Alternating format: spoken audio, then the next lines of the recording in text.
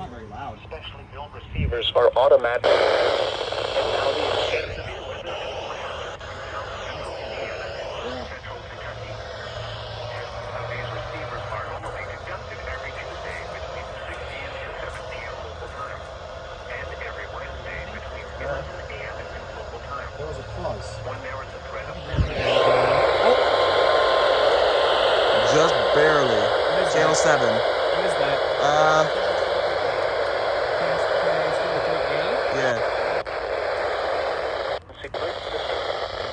During potentially dangerous weather Channel 3. situations, specially built receivers are automatically activated to warn of the impending severe weather and or hazards in south central Indiana and central. For watches and warnings affecting the following counties.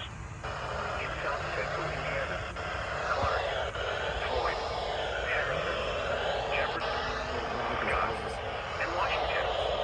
In north central Kentucky, Floyd.